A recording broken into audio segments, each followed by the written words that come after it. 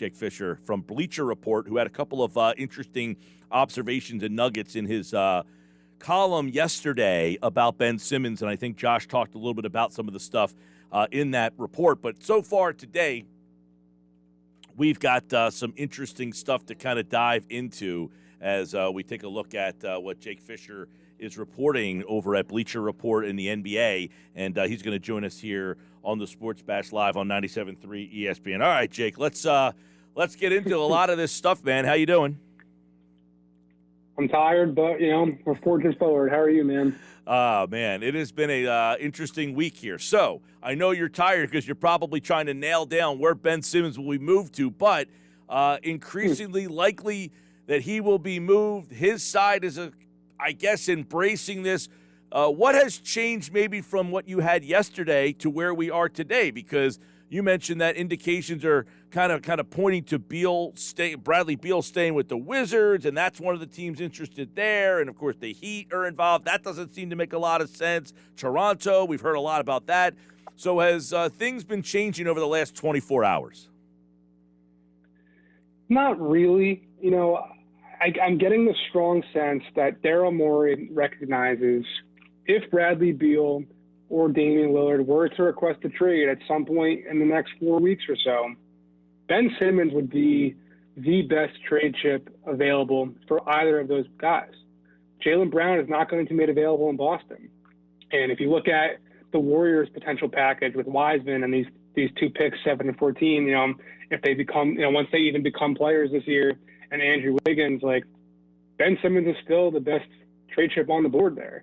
So I think Daryl's doing a really good job of keeping his value high in talks with teams looking to just get Ben, signaling that is where, Ben Simmons' value is right now in terms of trading for the next level of superstar. So with that, unless the Sixers get, an offer that really knocks them to their socks off, I think Ben Simmons is going to stick around in Philly for at least the time being, and they'll wait out hoping that Damian Lillard or Bradley Beal end up, requesting to be with a different team. So, obviously, the draft is tomorrow. Is that a day that Ben Simmons and his team should be anticipating hearing something, or are you getting the feeling that tomorrow night is not the best night for the Sixers to do something with him?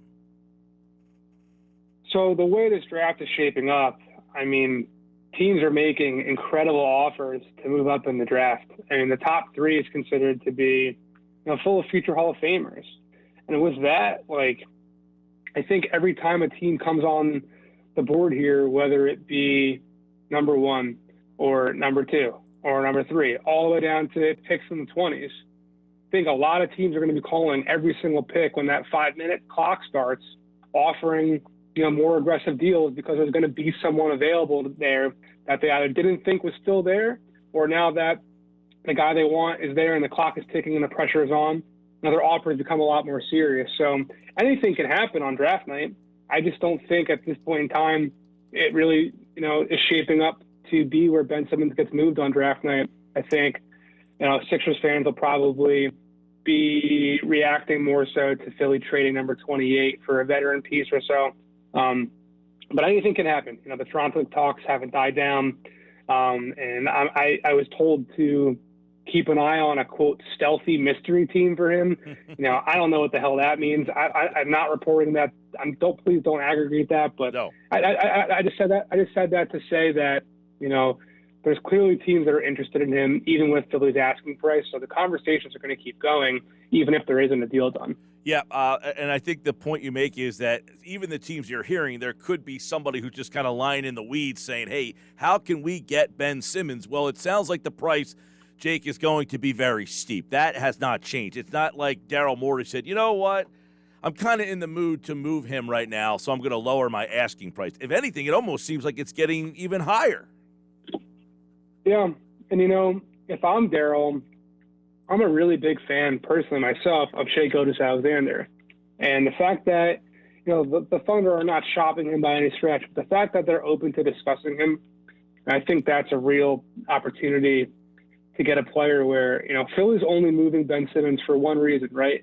And it's because of the fit with Joel Embiid and his inability to be a game-changing factor at that salary slot in terms of the Sixers championship prospects. So they're only going to be making a move that improves that, right? So I think that's something to keep in mind here moving forward as well. Jake Fischer, Bleacher Report, NBA. Of course, the draft is tomorrow night, and Ben Simmons' name continues to get out there. The three teams, Miami, Toronto, and what's the third one that's slipping my mind right now, that have interest. They're all in the Eastern Conference, right? Miami, Toronto, and Washington. Washington was mentioned. Washington. Yeah, but, and I think that's, if Bradley Beal were to request a trade, which, again, he hasn't yet, and it doesn't seem like he will at this point, I think Ben Simmons is again, the best trade chip out there for him or for Damian Lillard. And what I've been told is that the Wizards probably would want to remain relevant in the playoff picture. And if we saw it at the end of, I forget which regular season it was at this point, but when Joel was hurt and that team went like 17-0, running around Ben Simmons in transition, that could be kind of mimicked in Washington and give him an opportunity to grow and find his stride again. So I think that's kind of, where things stand. Yeah, and I guess, Toronto, they're all in the Eastern Conference is where I was kind of going. Does Daryl Morey have any reservations about, hey, I'm going to put Ben Simmons in the Eastern Conference? Yeah, he's not a great offensive player at times, but do I want this guy locking me down in a 7-game series? I don't think so, because if he were to go to Toronto or Washington, the Miami stuff seems very weird. There was an obvious friction between him and Jimmy Butler. So I don't see – I could be wrong, but I just don't see that marriage working out. So if Ben were to go to Toronto or Washington, let's say, I don't think either of those teams would really be legitimate, playoff threats anyway, right? Like, are the Raptors with whatever they have back plus Ben Simmons, are they really, going from a non-playoff team to someone that's going to really give Philly fits? I'm not really sure about that. I don't think that's something Daryl would be too concerned about. Okay, Jake Fischer over at Bleacher Report, you wrote the other day that the overwhelming expectation around the NBA remains that Philadelphia will trade Simmons before the start of training camp. So do they sit and wait for the best offer, or do they make the decision that we'd like to move him by the start of training camp and we'll just do what the best, you know what I mean? Like, do they take the best offer now, or do they wait to the beginning of training camp and then kind of weigh them all out? I think they're waiting for Damian Lillard's situation to have more clarity. Right. But I also think, something that could impact this situation is the point guard carousel at the top of this free agency is everything. And there's 8 or 9 teams who are in the mix for Kyle Lowry and Mike Conley and Lonzo Ball and Dennis Schroeder. Maybe a team that misses out on one of those guys, maybe that's someone who can pop out of the woodwork and all of a sudden start to push their chips on the table and make a more serious offer for Ben. So I think Philly has all the benefit to wait and hold out the market here and hope that the offers improve. Now, you also wrote that the talks between the Raptors and the Sixers are the most advanced that Philadelphia has had. Does the Toronto Raptors have a package that is worthy of pulling the trigger on? I don't think they've gotten particularly close. I think in terms of advanced, by that I mean there's been some types of frameworks discussed on each side as to what they'd be looking for in return versus, you hear a lot of talk. Like, I talked to Cleveland yesterday, and there's so many teams interested in trading up there.